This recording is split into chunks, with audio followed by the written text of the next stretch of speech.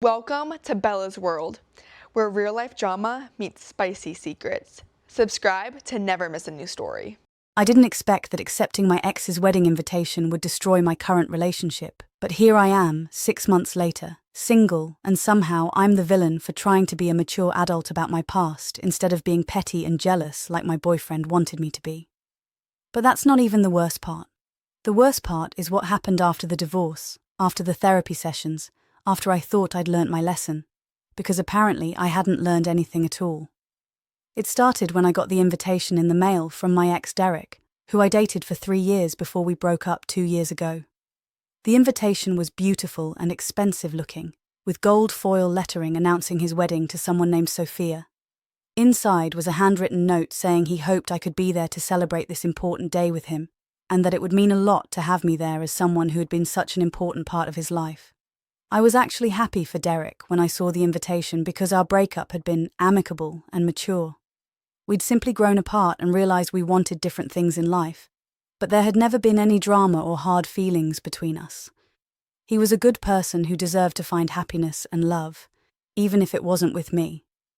I'm Claire, by the way, and I'm 28 years old. Well, 29 now, and I work as a graphic designer for an advertising agency. I pride myself on being mature and rational about relationships and not letting emotions cloud my judgment the way some women do. At least, that's what I told myself back then. When I showed the invitation to my boyfriend Mark, he immediately got this weird look on his face and asked why Derek would invite me to his wedding. I explained that Derek and I had remained friendly after our breakup and that we still texted occasionally to check in on each other's lives. Mark said he didn't understand why I would want to go watch my ex-boyfriend get married to someone else. Mark is 30 and works in construction, and honestly, he's always been a bit more emotional and dramatic than I prefer in a partner. Or so I thought at the time. Now I realize he was just normal. He had normal reactions to abnormal situations, while I was the one living in some fantasy world where everyone could just be friends, and exes could celebrate each other's weddings without any complications. I told Mark that I thought it was actually really mature and healthy that Derek wanted me there, and that it showed we'd both moved on from our relationship in a positive way. I said I was curious to meet Sophia and see Derek happy with someone who was better suited for him than I had been. Mark said he thought the whole thing was weird and inappropriate, and that he didn't want me to go. That's when I realized Mark was being completely unreasonable and insecure about my past relationship. I explained that Derek and I were ancient history, and that attending his wedding would be a way to show that I'd moved on completely and was genuinely happy for his new beginning. I said refusing to go would make me look petty and immature, like I was still bitter about our breakup when I wasn't. We had a huge fight about it that night where Mark kept saying I was prioritizing Derek's feelings over his feelings and that I was being selfish and inconsiderate. I tried to explain that this wasn't about Derek at all, but about me being a mature adult who could handle seeing people from my past move on with their lives. Mark said if I went to the wedding, he would consider it a betrayal of our relationship. Looking back now, I can see how desperate I sounded, how I kept circling back to this idea of being mature, like it was some kind of shield I could hide behind. But at the time, I was convinced that Mark was the problem, that his jealousy was a character flaw that I shouldn't have to accommodate. The morning of the wedding, Mark told me that if I went through with attending, he would consider it the end of our relationship. He said he couldn't be with someone who would prioritize her ex-boyfriend over her current boyfriend, and that my going to the wedding proved I wasn't ready for a serious, committed relationship with him. I told Mark he was being manipulative and controlling by giving me ultimatums, and that if he couldn't trust me to attend a simple wedding, then maybe we weren't right for each other anyway. Those words haunt me now because they were so cruel, so dismissive of his legitimate concerns. So I went to the wedding despite Mark's threats and ultimatums because I knew I was doing the right thing by being mature and adult about my past relationship. The ceremony was beautiful, and Derek looked genuinely happy with Sophia, who seemed like a lovely, sweet woman who was perfect for him. I felt proud of myself for being there and showing that I could celebrate Derek's happiness without any jealousy or bitterness. I talked to several of Derek's family members who I'd known during our relationship, and they all seemed pleased to see me and said it meant a lot that I'd come to support Derek on his special day. During the reception, Derek came over to thank me for coming and said it really meant the world to him that I was there. He introduced me to Sophia, who was gracious and friendly, and said she'd heard so many wonderful things about me from Derek. I congratulated them both and said I could see how happy they were together. But then something unexpected happened during the reception that changed everything. Derek asked me to dance during a slow song, and while we were dancing, he started talking about our old relationship and how much I'd meant to him. He said seeing me at his wedding had brought back a lot of memories and made him realize how much he'd missed having me in his life. When the dance ended, Derek asked if we could talk privately outside, and even though I knew it was probably a bad idea, I agreed because I wanted to clear the air and make sure there were no misunderstandings about why I was there. We walked out to the garden behind the venue, and Derek immediately started telling me how conflicted he was feeling. He said seeing me at his wedding had made him question whether he was making the right decision, and that maybe we'd given up on our relationship too easily. He tried to kiss me and I pushed him away and told him he needed to go back inside to his wife and forget about whatever he thought he was feeling. I left the wedding immediately after that conversation, feeling sick and guilty and completely blindsided by what had happened. When I got home, Mark was waiting for me and could tell immediately that something had happened. I made the mistake of telling him the truth about Derek's behavior and what he'd said to me. Mark's face went completely white and then red with anger. Mark said he'd known something like this would happen, and that I'd been naive and stupid to think Derek just wanted me there as a friend. We had a huge fight where Mark said he couldn't be with someone who was so naive about other people's motives and who would prioritize being seen as mature over protecting her current relationship. That was 6 months ago, and Mark and I never recovered from the wedding incident. He broke up with me 2 weeks later, saying he couldn't get past the fact that I'd put myself in that situation despite his warnings. Meanwhile, I heard through mutual friends that Derek's marriage to Sophia fell apart after only 3 months. Apparently, Derek had confessed to her about his feelings for me after the wedding, and she'd filed for divorce immediately. Several people told me that Sophia had said Derek spent their entire honeymoon talking about me and comparing her to me. Derek tried to contact me after his divorce to tell me he was sorry for putting me in an awkward position at his wedding. He asked if we could try again now that we were both single, but I told him absolutely not. I started therapy to try to understand why I'd been so determined to attend that wedding despite all the red flags. My therapist helped me realize that I'd been more concerned with how others perceived me than with protecting my relationship with Mark. I'd wanted people to think I was mature and secure, but really, I'd just been arrogant and naive. Doctor Martinez, my therapist, had a way of asking questions that made me squirm. Claire, she'd say, when you think about that night, what were you really trying to prove? And I'd always come back to the same answer, that I was different, that I was above the petty jealousies that plagued other women, that I was evolved. But evolved from what? She'd ask. And toward what? Those sessions were brutal because they forced me to confront the truth. I hadn't been trying to be mature. I'd been trying to be superior. I'd wanted to be the cool ex-girlfriend who could handle anything, who was so secure in herself that she could watch her ex-boyfriend marry someone else and feel nothing but happiness for him. But that's not what happened, is it? Instead, I'd walked into a situation that any reasonable person could have seen coming and then acted shocked when it blew up in my face. 6 months later, I ran into Mark at a coffee shop with a new girlfriend who seemed sweet and down to earth. They looked happy together, and I could see that she appreciated his straightforward, honest communication style that I'd dismissed as jealousy. When Mark saw me, he was polite but distant, and introduced me simply as someone he used to know. Watching Mark with his new girlfriend made me realize what I'd lost by being so stubborn about that wedding. But here's the thing I didn't expect. Seeing him happy with someone else brought up all the same feelings I'd claimed not to have about Derek's wedding. I felt jealous, possessive, hurt. All the emotions I'd insisted were beneath me came flooding back. And that's when I realized I hadn't learned anything at all. Because 3 weeks after seeing Mark with his new girlfriend, I did something that proved I was still the same person who'd gone to Derek's wedding against her boyfriend's wishes. I started showing up places where I knew Mark would be, not stalking exactly, but lingering. I'd go to the gym at the same time he usually went. I'd grab coffee at his favorite cafe on Saturday mornings. I'd drive past the construction sites where his company worked. I told myself I was just trying to process my feelings, that I needed closure, that I was working through my grief about our relationship. But really, I was doing the exact same thing I'd done with Derek's wedding, prioritizing my own emotional needs over everyone else's comfort and well-being. It took Mark's new girlfriend Jessica cornering me at the grocery store to make me realize how far I'd fallen. She was direct but not unkind when she said, "I know who you are, and I know what you've been doing. Mark told me about the wedding situation, and honestly, I felt bad for you. But this has to stop." I started to protest, to explain that I wasn't trying to cause problems, that I was just trying to work through my feelings. But Jessica held up her hand and said, "Look, I get it. Mark is a great guy, and losing him probably sucks.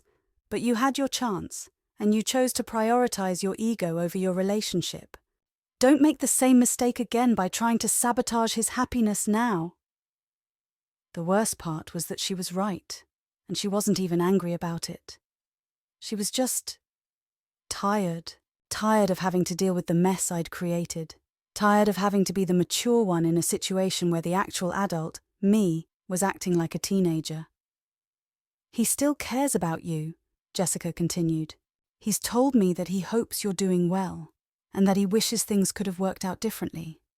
But Claire, you need to let him be happy. You need to let us be happy."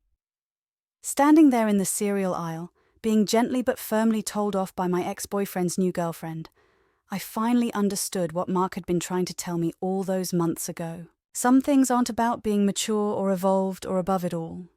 Sometimes being mature means recognizing that your presence in a situation will cause more harm than good, even if your intentions are pure. I stopped going to places where I might run into Mark after that conversation with Jessica. Not because she'd scared me or threatened me, but because I finally understood that loving someone sometimes means staying away from them. It was a lesson I should have learned with Derek's wedding, but I'd been too proud to see it then.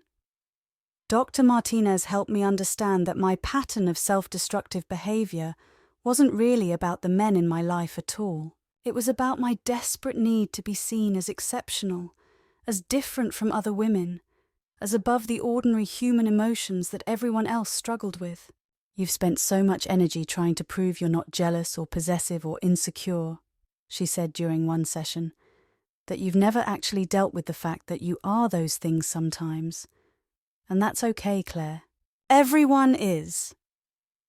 The hardest part of therapy was learning to sit with uncomfortable feelings instead of trying to transcend them. When I felt jealous about Mark's new relationship, instead of telling myself I was above jealousy, I had to acknowledge that I was, in fact, jealous. When I felt regret about Derek's wedding, instead of trying to rationalize my decision, I had to sit with the fact that I'd made a mistake. It sounds simple, but for someone who'd spent years constructing an identity around being the rational, mature, evolved woman who was above petty emotions, it was revolutionary. A year after the wedding disaster, Derek reached out to me again, this time. He wasn't asking for a second chance. He was in therapy too, he said, and his therapist had suggested he make amends to the people he'd hurt during his brief marriage and messy divorce. "I know I put you in an impossible position," he said when we met for coffee. "Inviting you to my wedding wasn't about being mature or maintaining our friendship. I was having second thoughts about getting married, and I thought seeing you would either confirm that I was making the right choice or give me an excuse to back out." It was validating to hear him admit what Mark had suspected all along, but it was also devastating to realize how completely I'd been played. Not maliciously, maybe, but played nonetheless. "The worst part," Derek continued, "is that I knew you'd come. I knew you'd see it as some kind of test of how evolved you were, and I used that against you. I'm sorry." Sitting across from Derek in that coffee shop, I felt a mixture of vindication and shame. Vindication because Mark had been right about Derek's motives, and shame because I'd been so easy to manipulate. I'd been so invested in my image as the mature ex-girlfriend that I'd walked straight into a trap I should have seen coming from a mile away. "I cost Sophia her marriage," I said finally. "She deserved better than having her wedding day ruined by your unresolved feelings for your ex." Derek nodded. "She did.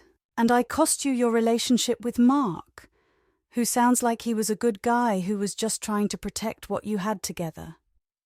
We sat in silence for a moment, two people who'd made a mess of multiple relationships because we couldn't face our own emotions honestly. "Do you think we would have worked out if we'd tried again?" Derek asked eventually. I thought about it seriously before answering. "No," I said. "We broke up for good reasons, and those reasons haven't changed. We wanted different things then, and we still want different things now. The only difference is that now we've hurt other people along the way." That conversation with Derek was a turning point for me, not because it gave me closure, I hate that word, but because it helped me understand that some mistakes can't be undone. Sophia's marriage was over. My relationship with Mark was over. Derek's relationship with himself as someone who could be trusted to make good decisions was probably over too, but acknowledging the permanent consequences of my actions was somehow freeing. I couldn't fix what I'd broken, but I could stop breaking new things. I could stop trying to prove I was above human nature and start accepting that I was subject to it like everyone else. I threw myself into therapy with a new commitment to honesty. When Dr. Martinez asked me what I really wanted from my relationships, I stopped giving her the answers I thought made me sound evolved and started telling her the truth. I wanted to be special. I wanted to be the exception to every rule. I wanted to be the woman who could handle anything, who never got jealous or insecure or petty. I wanted to be loved for being different from everyone else, rather than for being genuinely lovable as I actually was. "And how's that working out for you?" Dr. Martinez asked with a slight smile. "Terribly," I admitted. "It's working out terribly. It's been 2 years since Derek's wedding now, and I'm finally starting to date again. Not because I've found the perfect man, or because I've completely healed from my past mistakes, but because I've learned to be honest about who I am and what I want." When I started seeing David, a fellow graphic designer I met through work, I told him about the wedding situation early on, not because I thought it made me sound mature or because I was trying to prove how evolved I was, but because it was a significant part of my recent history, and I didn't want to hide it. David listened to the whole story without judgment and then asked, "What would you do differently now?" "I wouldn't go," I said immediately. "Not because I think attending your ex's wedding is inherently wrong, but because my boyfriend at the time asked me not to go, and I should have respected that. His feelings should have mattered more to me than proving how mature I was." David nodded. "That makes sense. Have you talked to Mark since then?" I shook my head. "He's happy with Jessica, and I think the best thing I can do for him is stay out of his life. Some apologies are best made through changed behavior, not through words." It was a relief to be dating someone who didn't see my past mistakes as a red flag, but as evidence of growth. David had his own relationship disasters to share, and we bonded over our mutual commitment to doing better in the future. 6 months into my relationship with David, I got another wedding invitation. This time, it was from my college friend Sarah, and her fiancé was Tom, someone I'd dated briefly during our sophomore year. It was nothing serious. We'd gone on maybe 5 dates before realizing we were better as friends, but technically, he was an ex. My first instinct was to RSVP yes immediately and prove to myself and everyone else that I'd learned my lesson and could handle this situation maturely. But then I stopped myself and really thought about it. Why did I want to go? Was it because I genuinely cared about Sarah and wanted to celebrate her happiness? Or was it because I wanted to prove something about how evolved I'd become? I talked it over with David, who listened carefully and then said, "What does your gut tell you?" "That I should go because Sarah is important to me and Tom is barely even an ex," I said. "But also that I should be suspicious of how confident I feel about that answer." David laughed. Okay, so what would be different about this situation compared to Derek's wedding? I thought about it. Well, Sarah is actually my friend, not just my ex trying to make some kind of point. Tom and I barely dated and have been friends for years since then. You'd be coming with me, so there's no question about my commitment to our relationship. And most importantly, you're not asking me not to go. Right, David said. And if I did ask you not to go? I'd stay home, I said without hesitation, because your feelings matter more to me than attending any wedding. It was such a simple answer, but it represented a complete shift in how I approached relationships. David's feelings mattered more than my reputation as someone who could handle any situation. Our relationship mattered more than proving how mature I was. We went to Sarah's wedding together, and it was lovely. Tom and I said hello, caught up briefly on each other's lives, and that was it. No private conversations, no dancing together, no drama. Just two people who dated briefly years ago being friendly at a mutual friend's wedding, while focusing on our respective current relationships. Here's what I've learned. Being mature in relationships isn't about proving you're above normal human emotions. It's about acknowledging those emotions and making decisions that prioritize the people who matter most to you right now. Mark wasn't being controlling when he asked me not to go to Derek's wedding. He was being vulnerable, telling me that the situation made him uncomfortable and asking me to choose our relationship over my need to appear evolved. I should have seen that as a gift, his honesty about his feelings, rather than as a character flaw I needed to overcome. Sometimes the mature thing to do is exactly what everyone else would do in your situation. Sometimes being ordinary is more loving than being exceptional. I lost a good relationship because I was more committed to my image than to my partner. Don't make the same mistake I did. Listen to the people who love you, even when what they're asking doesn't make you look as mature as you'd like to appear. Your ego will recover from not attending a wedding. Your relationship might not recover from attending one against your partner's wishes. Trust me, I learned this the hard way, so you don't have to. Subscribe to never miss a new story.